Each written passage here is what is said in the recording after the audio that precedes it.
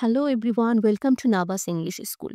আজকে আমরা দেখব preposition before transport.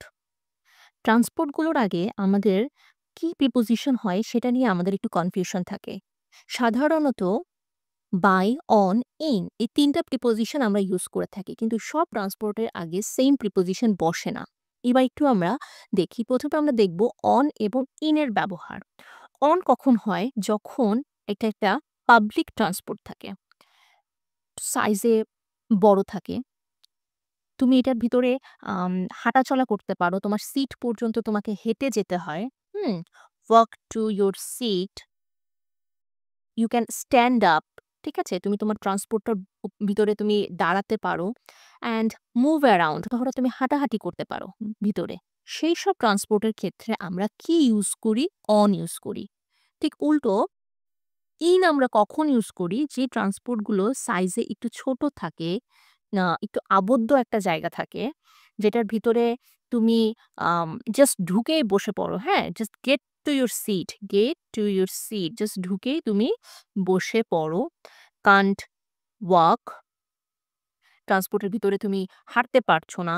Kant stand up, তুমি এটার ভিতরে দাঁড়াতে পারছো না। এই টাইপের যে ট্রান্সপোর্ট গুলো সেগুলোর আগে আমরা ইন ব্যবহার করি। একটু এক্সাম্পল দেখি তাহলে জিনিসটা ক্লিয়ার হয়ে যাবে। বাস, বাস এমন একটা ট্রান্সপোর্ট যেটার ভিতরে আমরা সিট পর্যন্ত হেঁটে যাই, তাই না? এবং বাসের ভিতরে আমরা দাঁড়াতে পারি, হাঁটাহাঁটি করতে পারি। তাহলে এটা কি হবে? On a bus. Train, same. ট্রেনেও আমরা সিট পর্যন্ত হেঁটে যাই এবং তুমি চাইলে এটার ভিতরে মুভমেন্ট করতে পারছো। তাহলে on a train. Ship, same. তাহলে কি হবে? On a ship. Bike, bike বাইকের ক্ষেত্রে দেখো, বাইকটা কিন্তু তুমি এই ট্রান্সপোর্টের ভিতরে তুমি হাঁটতে পারছো না, দাঁড়াতে পারছো না। কিন্তু তারপরও এটা একটা ব্যতিক্রম নিয়ম। এটার আগেও আমরা অন ইউজ করব। কারণ আমরা বাইকে ইনটা ইউজ করতে পারছি না। কজ বাইকে কোনো ছাদ নাই, তাই না? এটা একটা খোলা। সো আমরা কিন্তু ইনের রুলসটা বলার সময় বলেছিলাম যে ইন হচ্ছে এমন একটা ট্রান্সপোর্টের আগে বসবে যে ট্রান্সপোর্টটা একটু কনফাইন্ড, তাই না? একটু আবদ্ধ জায়গা। আর ইন অর্থ আমরা জানি যে ইন প্রিপোজিশনটার অর্থ হচ্ছে মানে ভিতরে, তাই না? কোনো কিছুর ভিতরে। এখন যে ট্রান্সপোর্টটার উপরে কোনো ছাদ নাই, সেটার আগে আমরা ইন তো ব্যবহার করতে পারি না, তাই না? অন অর্থ উপরে। সো আমরা বাইকের উপরে তলদেশে বসি, তাই না? তাহলে এটা কি হবে? On a bike. এটা অনেকের কনফিউশন থাকে। Bicycle same. এই যে বাইকের মতো এটাও তাহলে কি হবে? On a bicycle. প্লেন, প্লেনের ভিতরেও আমরা সিট পর্যন্ত হেঁটে যাচ্ছি এবং ভিতরে আমরা হাঁটাহাঁটি করছি। তাহলে অন আ প্লেন। বোট, বোটও একটা পাবলিক প্লেস। বোটের ভিতরে তুমি দাঁড়াতে পারতেছো। সেই ক্ষেত্রে আমরা অন আ বোট লিখতে পারি। এখন আসো ইন। একটু যদি আমরা আ আগেরটার সাথে মিলায়ে দেখি, বোটের ক্ষেত্রে দেখো, বোট এইটার আগে আসলে অন এবং ইন ২ টাই হয়। কেন ২ টা হয়? কারণ যদি বোটটা খুব ছোট সাইজে থাকে বা প্রাইভেট বোট থাকে অনেকের ছোট, সেক্ষেত্রে আমরা ইন আ বোট বলতে পারি। ঠিক আছে? কিন্তু বোটটা যদি তোমার শিপ, ট্রলার, ফেরি এই লেভেলে চলে যায় তখন সেটাকে আমরা অন আ বোট বলছি। হেলিকপ্টার।